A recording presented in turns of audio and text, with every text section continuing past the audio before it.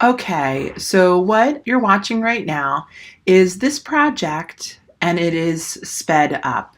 So what I'm doing instead of watching minutes upon minutes of me putting this side together is I'm going through working with the grid and the pen tool and creating closed geometric shapes using the eyedropper to sample and choose the color. Now as I work, I zoom in and zoom out quite a bit.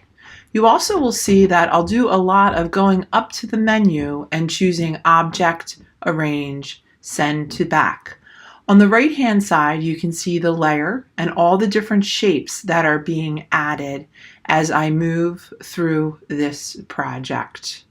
Now, again, there are so many different options that you can choose for this project. This shape that I'm working on right here has a lot of browns, a lot of warm colors to it.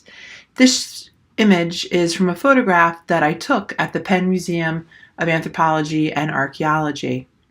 So as I zoom in and out, I can see that many of the colors are really beginning to define the form of this image.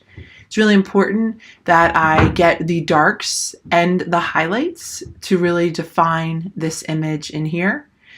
And a lot of times too, coming on in and throwing colors back behind and organizing the layers as I move on through. Now, as you go through and you choose projects, you choose shapes to work with, images to choose from. Really, you want to, the way that I'm showing you how to do this project is choosing an image that you're viewing it face on. And when you do that, the image almost has a little bit of symmetry to it. So the beautiful thing about doing this is you only have to define half of the face, half of the object. Then you'll see in the next video what I'll do is I'll copy and paste and just duplicate it and send it on over to the other side.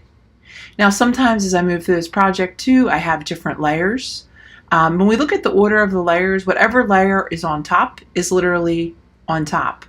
So if I want to put something behind something, I could put in a layer below it and removing the layers as well. You'll see what I'm doing as I work too is I'm locking some layers and then unlocking them. And I do this because sometimes it's really difficult. You want to be on one layer, but I accidentally am working on a different layer.